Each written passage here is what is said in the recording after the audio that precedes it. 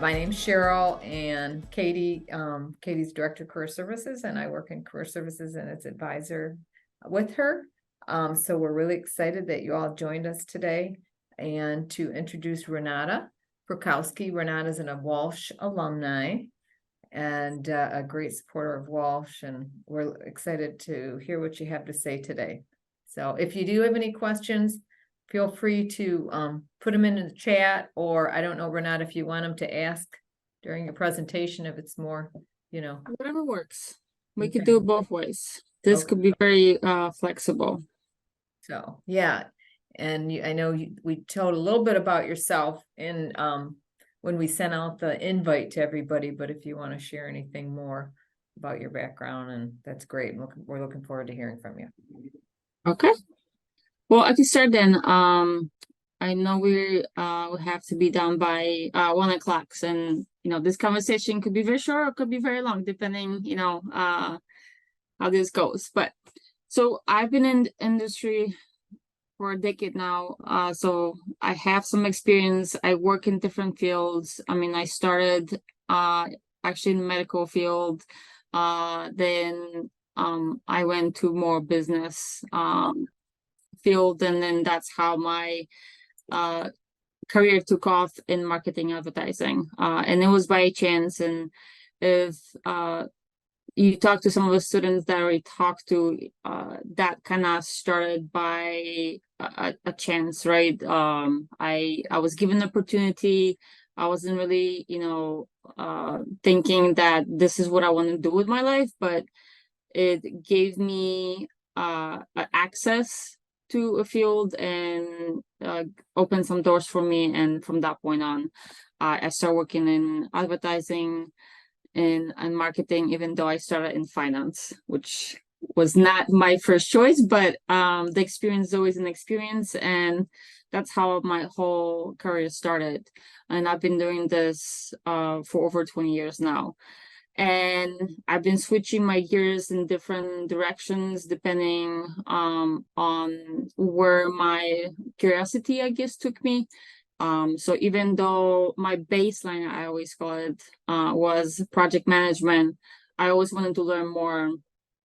So I tap into some QA work, I tap into some authoring work, some development work, business analyst work, and that started sort of from the standpoint of me understanding, how do I get more efficient? How do I build relationship?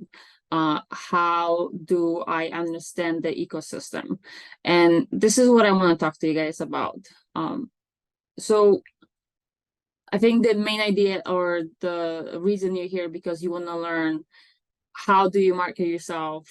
How do you get out there and maybe get more opportunities, more experience, more conversations with future recruiters, and so on. So I'm not going to give you a perfect solution. There is not anything that I could tell you, if you do X, Y, and Z, then you're going to be successful. Mainly because there's no solution or a form or anything like that could make things work exactly how you want it. Life is life. However, I could give you some ideas and give you some out of my experiences that would hopefully give you better understanding how you could tap into those opportunities. And the main thing for me during the years that I've been working and networking, what I've learned is building your own brand is probably the key for yourself. You have to build your own story, and then where you want to take it. What do you put in? That's where you're gonna get. And then how you sort of market yourself and how do you interact with others, that's going to be a huge success story for you. So one thing I always look into people that I would love have them join my team or even a company if I could help them is how first of all, their attitude, right? How do they see everything? The perception is always, yeah, we all want to be good at a job, but I don't want to just be good at my job. I want to be great at my job. How do I go from I'm good at my job to I'm great at my job? And that goes to any type of industry. You could be, if we're talking about project management, you could be a project manager, IT company. You could be a project manager in a construction company or a digital company. It doesn't change. The rules are the same, the opportunities are the same, and then the relationship built are also how you're gonna move forward. So I could tell you this, doesn't matter who you are and what company you're in.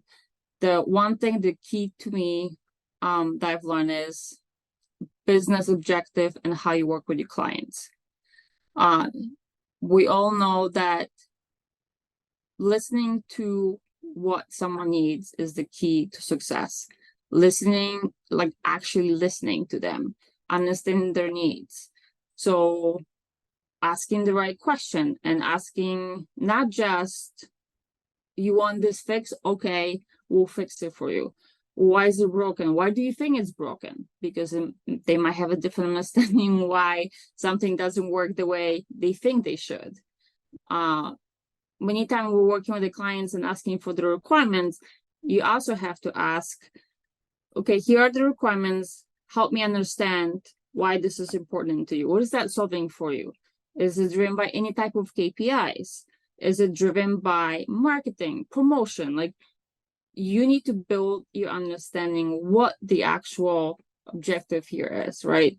So if you're asking the right question, the client actually see, or even not even client, your teammates, if you start asking questions to understand, you're showing that you really do care, you are trying to get the right information, and that gives you the ability to actually provide them with the right solution.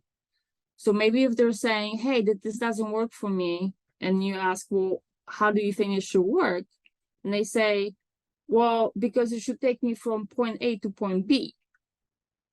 Okay, but if it takes you to point A to point B, the requirement was it should take you also here and here because you have promotions coming in, your marketing team asked for this, or IT is also doing this, and that's the next phase. Is there going to be an impact?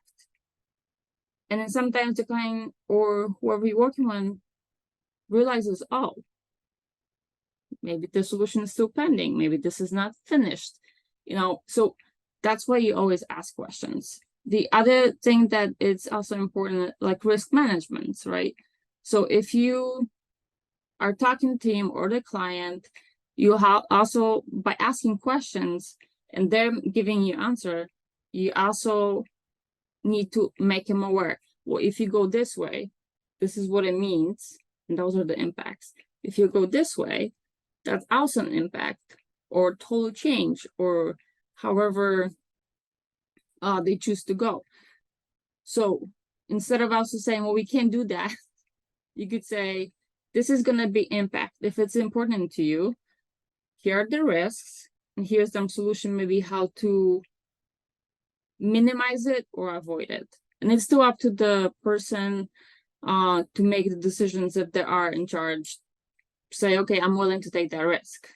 You know it, you move on. But you also have to make sure that you address that.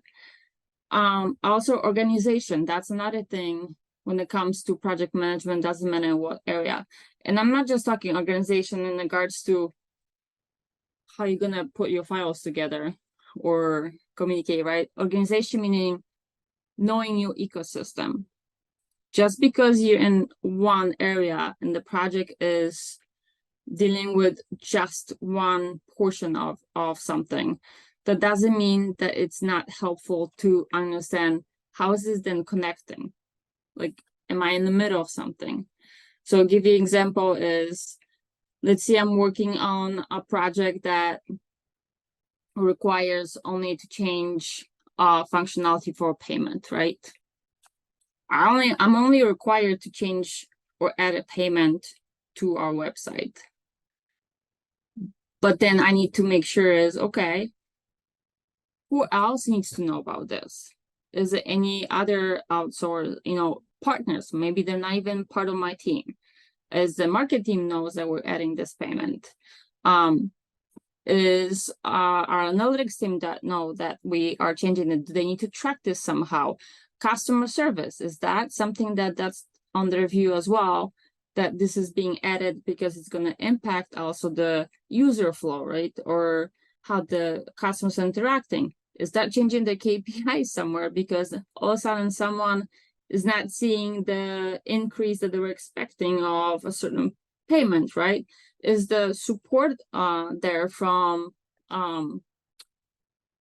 like a center call? Sometimes you have clients, right, they have to physically call in because that's the other way that they're communicating with their clients. So you have to understand the whole ecosystem that you're part of and making sure that you communicate to them. Sometimes you're not in charge of it, or you might not know who else, but then think of it, okay, I know here are some of the impacts. I don't know what's going on outside my little walls, but the people that I am working directly with might know.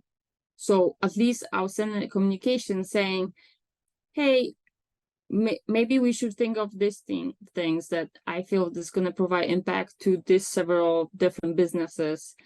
Can someone look at it and make sure that the communication is also extended to anyone else outside this, to ensure that if we change this, it's not going to cause any issues. That goes back also to communication.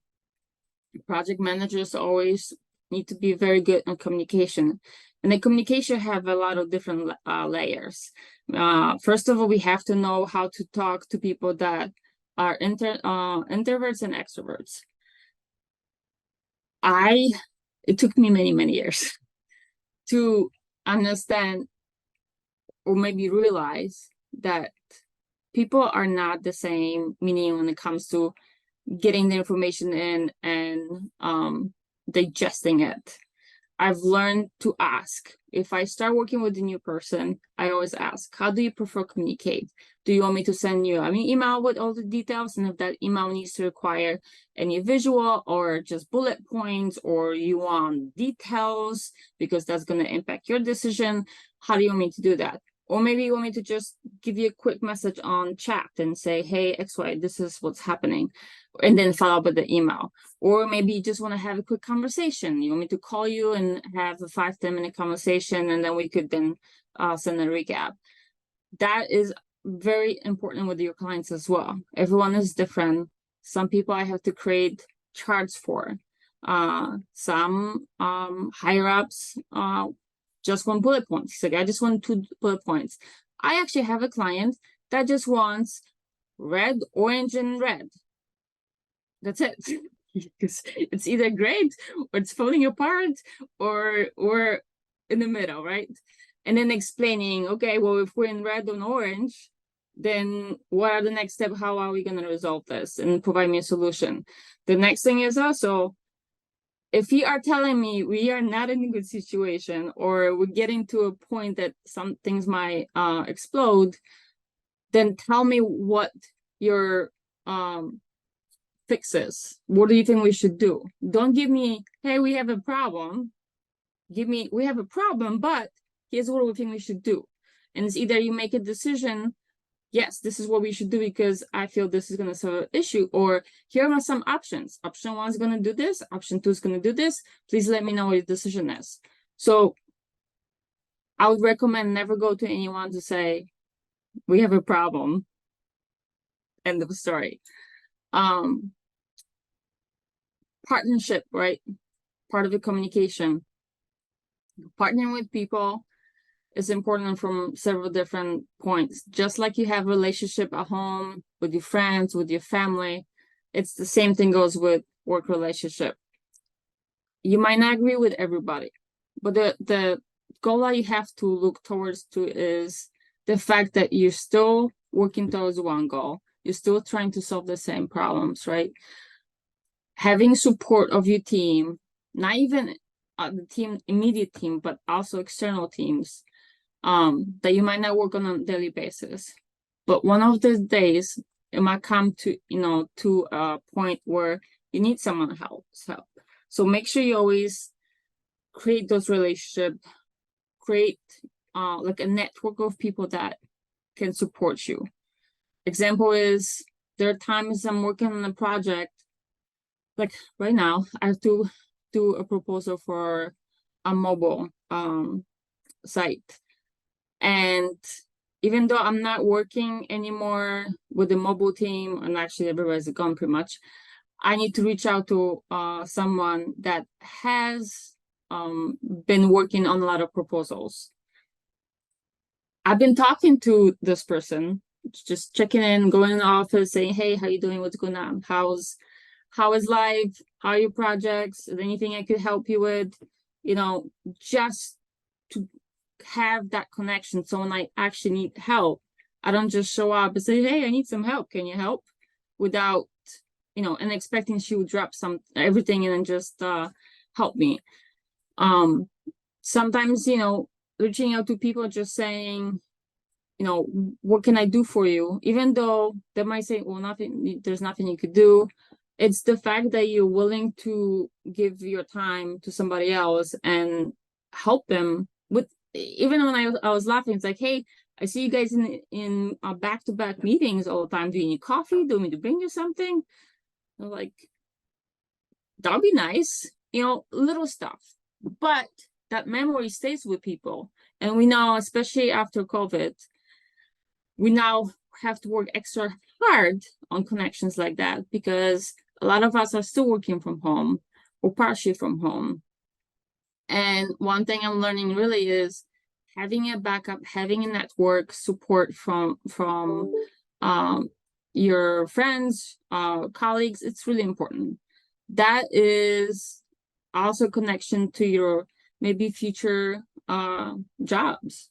You know, someone will remember, stupid as it is, getting coffee for someone might be to them, hey, that person really cares. You know, they really are empathetic. They're working well with people. It doesn't matter how, you know, the support they're getting. It's still important for them to build that relationship and making sure that someone, you know, has the support. So make sure you have networking abilities and creating those connections with people inside of work and outside of work too.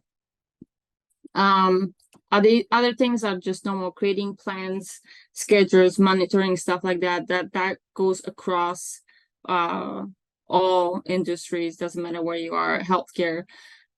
One thing I will tell you, these days, it's so easy to gain that information. You have access to so many different tools. You're able to research different tools, what's good, research it, see what industries are using, because when you're interviewing for jobs, they'll obviously ask you about what experiences do you have, what software you know, what tools are you using. And even though you might not use, you know, certain tools in your current position or job or company, it's really easy to get training these days and research it and allow yourself to understand what capabilities of there are, what tools you could use, what's being preferred, and so on. So even talking to someone about, I have not used this tool, but I've been doing some research and training, and I understand how it works. It's easy to learn. I'm willing to learn. That also is a positive, and I would say someone will take this as a positive thing. One thing I could tell you is, for me specifically too, if someone tells me that's not their job, that's like, ugh, it doesn't go out with me. Because there is not such a thing that you have bullet points of, this is all you have to do from 9 to 5, you're done. Again, everything I've mentioned so far, building a relationship, understanding the needs, objectives, and so on, that goes also along with the fact that you might not be doing everything that you think you should be doing. You might be also doing something else. If there's a job that you're doing and then someone is maybe delaying you and you're just waiting for that person to just deliver, and you're just sitting there waiting and waiting, I would say you're failing because you're choosing not to check what is happening or how you could help that person to stop delaying you. Maybe they're overwhelmed. Maybe they forgot. The bottom line is you are able to reach out and figure out what's happening and fix it. Even if you have to do it yourself, it's still preventing you from doing your own job. So get all the obstacles out of your path, even if it's not in your job description, and move on. That's also problem solving right there. So don't wait, just get it done. And then that's also something that you could talk to future employers, right? That you're willing to take the extra mile and you don't mind. You understand we all have our own responsibilities. Sometimes people are overwhelmed. Empathetic approach is always probably the right thing to do. To me, showing people that you could support them and not getting mad because they're not delivering something on time is always the right way to me. Anybody on my team or even outside team from partners that we've dealt with that reach out to us saying, hey, we're going to be delaying, something, how we could maybe move with something else while you guys waiting, or vice versa. Sometimes saying, hey, we got something late, which was probably going to cause issues on your side. What can we do in the meantime so we don't lose all the time, right? That's a communication that you want to have with everyone. Because if you are showing other people that you're willing to say, hey, I might be causing some issues right now, but I'm being transparent about it. How can we work it out? That also means that we are open to, or in understanding that we might get the same thing. So helping each other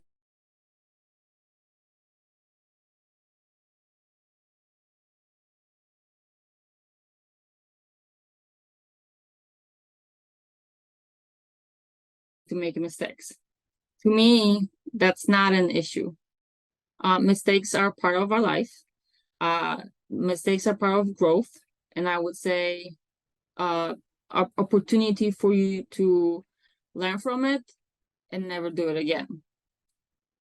Sometimes mistake will make you realize that here are some weak areas that we have to work on, right? So it also provides you ability to grow as a person, as an employee. So mistakes are not something that you should be afraid of to do. I would say as long as you're learning from it and moving on and not making them again, that's part of life. That's something that is a normal process. So please don't dwell on it too much. And that also gives us opportunity to figure out some of the gaps that we have, right? What are our strengths, what are our weaknesses, what we have to put some work into it to get better at our job or any type of opportunities that we want to gain. When we're researching, jobs and we're looking at some of the responsibilities that are required. A lot of people will look at me like, I'm not really good at that stuff, and that's part of the requirement, I'm not going to do it.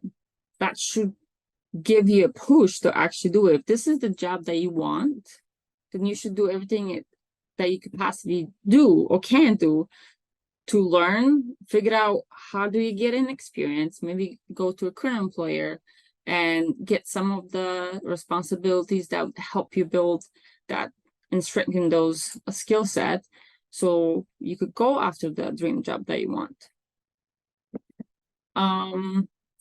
The other thing that I've been doing a lot for the last 10 years is following some mentors. Get a mentor, period. It doesn't have to be at work. Could be someone in the industry, could be someone in school, could be even a teacher. Get a mentor. that is one thing that I could tell you. It provided a huge value for me personally. There are a lot of podcasts nowadays. You guys have such a great access to all this information. Spotify has so many podcasts. I know Apple has, and I mean, pretty much anyone now has these. One of the big ones I follow is obviously Adam Grant, then Lisa McLeod, and then Simon Sinek. They met Abraham is another one. I could send you guys those names. And Brene Brown. Find them on podcasts. They have really good perspective. They talk about a lot of different situations. So follow them, learn from it. Even if it takes 10 minutes a day, that's still the experience and perspective that you're getting that might open some questions for you, or even open some ideas for you. Some people are stuck on some things that will give you some views on maybe how to move forward, or what is the next step you should take. So do that. The other thing is, even from the project management perspective, I would say get books or follow podcasts that talk about negotiation skills. Negotiation skills you could use pretty much in anything. Getting someone doing a job that you need them to do, right? Budget-wise, that's a huge thing. Negotiating with the client on the scope of work. Like I said, sometimes they think they want something shiny, but the shiny doesn't solve the problem they're having, right? Or maybe they want a timeline that it's not possible. So you negotiate with them. Okay, can we do this in phases? Can we maybe do this? Like, follow podcasts that could help you. There's a book called Methods of Persuasion. Nick Coland, I think. I could send that to you, Cheryl, too. It's a really good book that you could buy. The other book I could also recommend you is Minute Management. Let me have that somewhere here.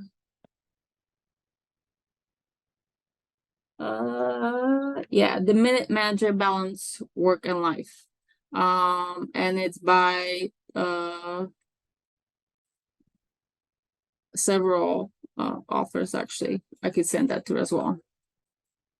So you could do that. The other good thing for you to do is do a skill set. Discover your strengths. Gallup does that. It's a really good tool. I used it, and I actually used it on for my employees as well.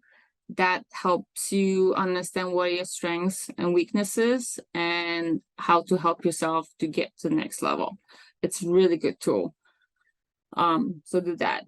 The other one thing that I want to mention is level of uniqueness, right? So there's obviously hundreds and thousands of project managers out there in different industries. So to me, project managers is almost like different layers of experience and what they could provide to employee.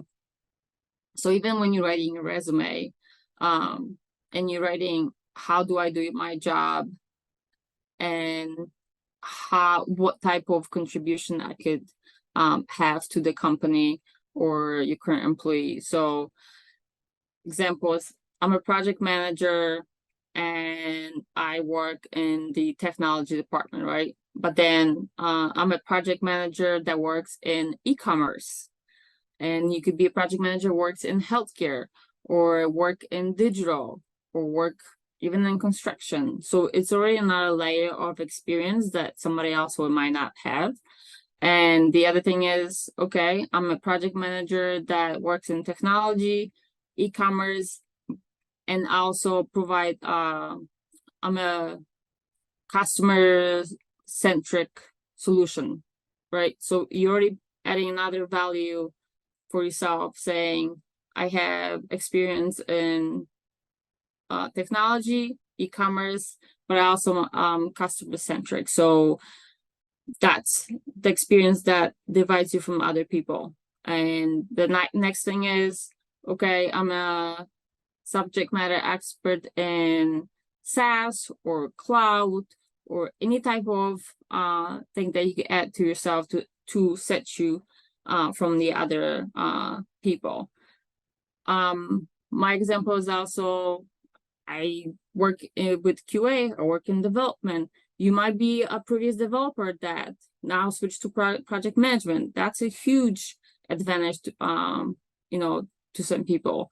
Even if you're coming from QA, even if you're coming from a totally different industry, you could start apply some of the skill sets that you have to a job of project manager. So always make sure that you list those, and especially if they're applicable, and I'm sure they are. The other thing that you concentrate on is your own personality, right? So when you're looking for a job, to me, you have to make sure you feel comfortable in the environment that you are in, that you are not hiding who you are, because that's gonna only create challenges for yourself and ability to do your work well. So make sure that you are who you are and you're comfortable with that, and that you always feel like you could say what you want to say, and then you could share any ideas that you have, right? So look for that, because at that point, that's going to also drive your accountability. To me, being accountable for your own work is a huge thing. Give you an example. I was working to help my team, and I haven't been doing project management in a long time. Definitely haven't been working Jira in a while. I mean, I do stuff here and there, but nothing on the level of project management. And I decided to help, and I end up deleting a lot of stuff. And I mean, a lot of stuff. And of course, the client responded literally within minutes that the whole database of stuff is gone. And then who did it? Well, they couldn't tell who did it because there was no admin that could show who did it. And then there were several people or teams that could touch that, right? And I told my team, hey, can you check? Because I think I did that. And they checked. They're like, we can't check, but don't say anything. And I'm like, but I think I did it. So I have to take accountability for my actions, and especially if I'm causing their, issues for them. So I responded back, say, hey, I did X, Y, and Z. I think that was me that deleted all that stuff. I'm sorry if I caused any issues. Please let me know if there's anything else I could do to revert this. Well, I couldn't revert it. But the moral of the story is, yes, I made a mistake, huge one. But because I came up front and I said, I did this, I caused you issues, somehow that built a good relationship with them moving forward. They were actually super nice. They noticed that they could trust us regardless. They knew that we will take responsibility for our own actions. And that actually opened some more doors. And I was laughing. I'm like, well, I made this mess, but that actually helped us in the long run. So taking accountability for your own stuff is always important. And then being reliable, meaning regardless of what the situation is, the client or your coworker can always rely on you, right?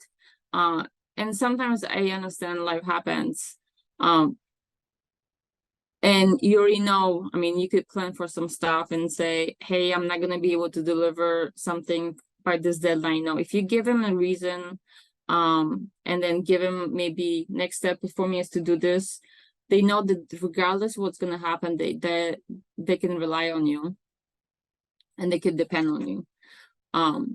So again, goes back to communication as well. If you feel like you cannot do something on time, at least tell them heads up, not last minute when things is due and you're like, oh, by the way, I can't do it. Well, you just found that out, right? So make sure that communication is open and someone can depend on you and rely on your work. And then the last thing I tell you is, and that comes from a person that has been always a perfectionist, and that's recorded, right? Don't be a perfectionist. Because that doesn't really pay off at the end. And I'm not saying that just from my experience. I'm saying that the studies has been literally supporting this mentality. Perfectionism actually closes a lot of doors for you. These days, everything is fast. Everything is agile. And then I know from my experience being more of MVP, minimal viable product, is probably the best way to go. Because if you release this much, you get feedback and you're learning how to evolve, and you have the speed to update this and get better. And that goes with anything. If you take time just to get something perfect, but that just, takes time, in the meantime, there's a lot of things that might be changing. So by the time you get to your end goal and you think everything is perfect, the world around you changed. The rules around your project changed. Objectives have changed. The client had have changed, and a new one comes in and says, nope, I don't like this. You start over. So do things in not very perfect ways, but faster, and keep getting the feedback from the client, from the team. So you're building up towards something that ends up being close to a perfection. But it's also supported by everybody else that come on that path with you. All right. I think I've been talking a lot. I don't even know if someone asked questions or not. So maybe I take a pause. Does anyone have any questions? Does this make sense? So I wanted to ask, have you, with all the work that you've been doing in project management, have you decided to either pursue the PMP designation to help kind of solidify, or have you already done it? And if so, what do you suggest people do if they're looking to kind of credentialize all their experience? All right, so this is my opinion only at this point, because everybody has a different perspective. My perspective is, given that I've been in this industry with this many years of experience as a project manager, it doesn't make sense for me to have a PMP or take the PMP, especially because it's a certification that you have to renew on, I think, every 2 years or so. I'm not sure what the requirement is right now. But it's a financial investment and time investment, right? The other thing is not all companies required. Depending on which industry you're in and what kind of company, some company do require it, period. So if you want to be part of that type of company, then it makes sense for you to do it. If it's not, then you don't have to do, I don't think you should do it. The other thing is PMP certification teaches you a lot of the ideal scenarios. Life is not ideal. Changes are sometimes on a minute basis. I literally been through a workshop last 2 days that, I'm not kidding you, we had to change our presentation 6 times the last 48 hours. So I think it's important to be very flexible and not rigid. So I would say to people that don't have a lot of experience and they're getting an industry that require this, yes, you should take it because that's what it's going to be required of you. People that are not in that industry, I would say buy a book, because there's a lot of good things in there. There's a lot of base information that will get you to at least understand what project management is about, the phases of projects that are important, the key words that are important, the phrases that are used in a lot of industries. So there's a lot of information and knowledge and requirements that are needed. I have a book myself actually, and from time to time I go back to it to look some stuff up. But like any book, you could always gain from it, right? So in a long answer that I give you, depends on where you are in your career and where you're trying to gain. Thank you. Of course. Do you have any other questions? I have a question. If you are pivoting from project management into program management, what are the top 3 qualities you would look for? Empathy. I guess collaboration and communication and innovation. And innovation, not just in a technical word, innovation in how proactive you are, your problem solving, flexibility, meaning, how open are you to ideas and, solving them, and also supporting your team from that perspective. Program managers, to me, are the key people that are mentoring lower level project management. So being innovative of how you teach people, how you mentor them, how you help them getting the strength going up is very important, at least to me. That's Okay, how you grow thank you. people, right? Thank you. Of course. Renata, do you want to put that information you shared in? You could send it to me in an email, and I can Yes. send it out. Is that how you want to do it, or put Yeah, it- I could just send that to you. Yeah. Okay, so when I send the follow-up email, I should have those books and podcasts that you recommended for individuals. Yes, I mean, I think the other thing that you guys should probably look at the more like a broad level is human psychology overall, right? Again, that goes back to communication, and even branding yourself, and overall, how do you connect to other people and build networking?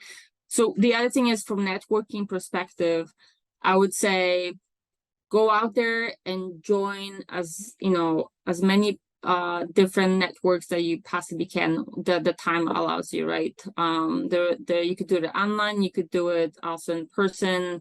LinkedIn provides a lot of different networking channels that you could join, from the project management standpoint, IT, technology. I mean, like I said, there's so many options these days that you guys should access. And when you are getting ready for any type of opportunities, like moving forward, if you're interviewing, I would say research it. Research as much as possible, understand the job, and don't be scared of a whole book of requirements that someone set out, and it's like, no, because I know that overwhelms people a lot. The issue with that is sometimes is the HR person gets a list, from a hiring manager. Sometimes they get on the fly, they try to put it together, right? If it's something you want to do, and if it's a company that you want to work for, apply. And then ask questions of the HR person. They are there to actually help you and support you. So ask more questions, and understand if what's been written is actually one-to-one and it's matching.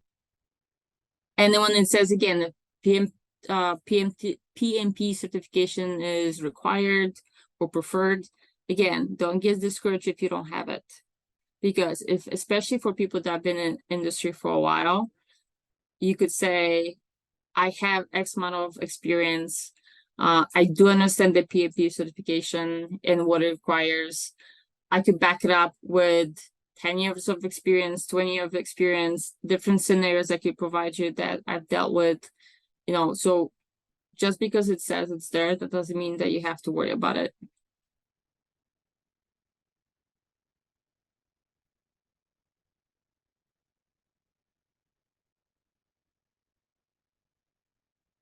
Any other questions? That's a very quiet. Don't go too easy on me here. Feel free to put it in the chat if you know, not comfortable speaking up. The networking and the communications, I keep hearing that over and over, how important that is in any job, looking for a job. It's not just when you're looking for a job, it's as you perform your job, even within a company. Whatnot. Yes. I mean, look at what's happening in industry right now. I mean, there's a lot of layoffs and they're kind of going cycles, right?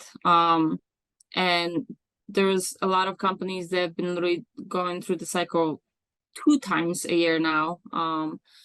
So you don't just wait to network and meet people and meet connections and doing connections until you need it because you're looking for a job. You have a job. That should push even more to make sure that you reach out to people, you network, you try to understand, you know, what they do, how they do it. Especially like there's that option for you, that opportunity for you to connect to people through LinkedIn or through other social media. Do it now, because unfortunately we don't know what's going to happen the next day, you know. And there are so many people I connected randomly. I even started talking to people in the store, and then came out, I was talking to a CEO of a company, right? When I would need that job, at least I know I'm not going to be afraid to reach out to them and say, hey, by the way, kind of mention, you know, that you might have opportunities, or if I'm interested, you know, I should reach out. Like, it's not going to be awkward. You shouldn't feel awkward at that point, because you're not reaching out randomly. You've been in contact with the person, right? You had connections, you had conversations with them. So it's easier at that point to reach out and say, hey, I actually, I would love to talk to you about, you know, this position or this position. Sometimes like randomly helping people, and even maybe you have a friend in a different company, right? And then they're complaining to you about, oh my gosh, this project is so hard, or this person's so difficult. Hey, give him your perspective, give him, you know, your support from you know, from where you stand and how you see things, because you never know. You might, you know, next day you might need their help. And again, you've been there for them. It's not going to be so awkward to reach out and say, hey, if you hear anything, I'm in the market, right? I'm looking for a job. So again, if you have those networking connections, it's going to be much easier for you in the future. And then Walsh, I know you guys are, you know, always have those opportunities of networking and bringing companies in. Go in, join. You never know that is going to provide for you. There's some questions on the chat. A couple of people asked. Okay, let me pull that up. Thanks, Robert. Thanks, Robert. You're welcome. Do you have any advice for someone starting out as an intern within a company? Yes. You have the easier job to go talk to as many people as possible when you are an intern. And then volunteer your services, meaning, you know, go around, ask people, hey, is there anything I could help you with? Try to understand people's jobs, right? Talk to them, you know, what is your day to day? How do you do with this? Like, what do you do? Ask as many questions as possible. get involved. There's companies, if you already interning in a company, figure out what they have going on in regards to different groups, right? There's a lot of groups within the companies you could join them if possible. If there are any projects that the company is providing, like I know our company always has projects that they're available to interns, do the project, get yourself involved. You know, I have a funny story actually. We had a girl that interned, and I don't know why everyone's always actually no, I do, because I've been in that place when I was an intern. But when you interning, you think like you should just not talk to like higher ups. Well, there was a girl that woke up to our CEO and just introduced herself. And, you know, they just started talking randomly. And she said that she would love to move to New York. And then she's probably going to have to look for a job there.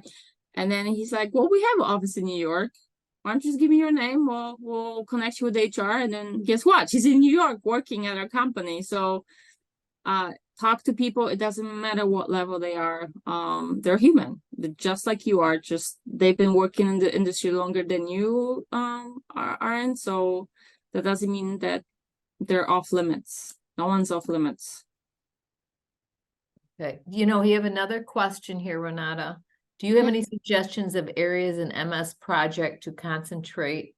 Many companies use the basics, but are there certain areas of project that are suggested to know more than others? So that goes back to a company, right? So I know Microsoft now extends a lot of different programs to companies, and then I know like our company is actually right now has the whole suite available, right? But that doesn't mean that you will need all of them. Basics are still gold. So make sure you obviously know Excel, you know Word, you know what is there? Project planning. I think even it's not part of Microsoft, but Smartsheet's been used a lot.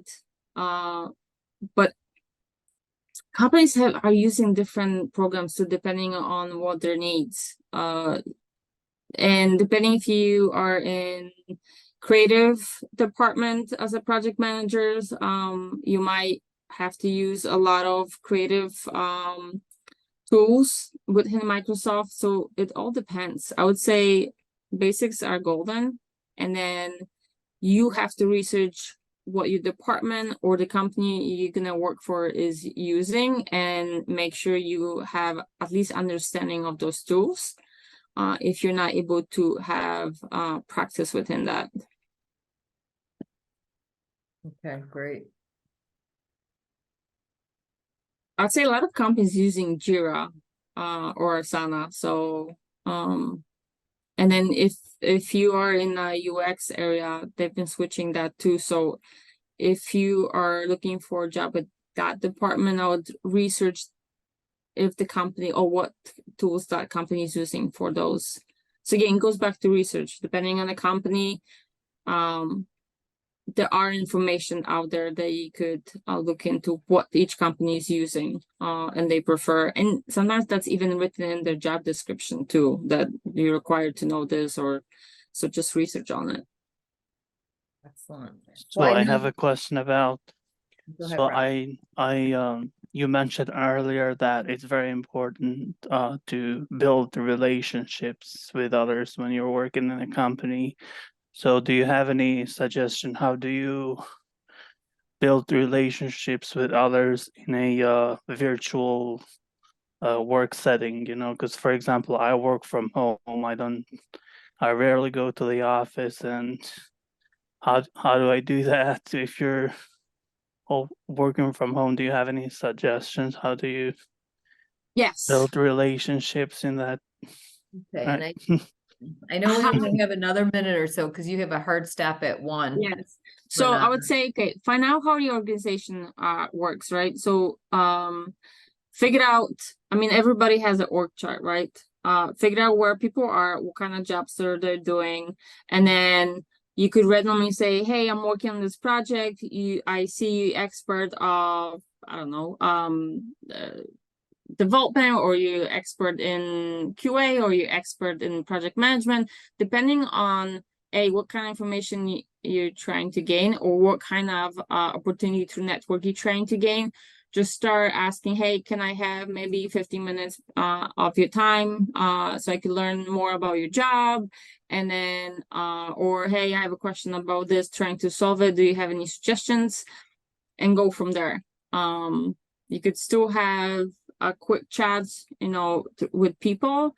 And then from that point on, you could open up, anywhere you like. You could ask about, hey, do you have a dog? Or you hear someone have a dog in the background, say, hey, what kind of dog do you have? And you start conversation about that. And sometimes that triggers some other conversation. So when you're talking to people, ask questions that can trigger additional conversation or information. We tell people to do it. Career fairs too. Okay, Yeah. it is 1 o'clock. I know you said you had another meeting, Renata, and actually I do too. So just to, do you want people, is it okay people, reach out to me with through you on LinkedIn. LinkedIn or whatnot? Okay, and then you're gonna send me the information on the books and podcasts Yes. and anything additional, and I will wait to send out the recording until I get that from you in the next day or two. So thank you all for joining us. This was very informative, Renata. Excellent. Thank you guys for your time.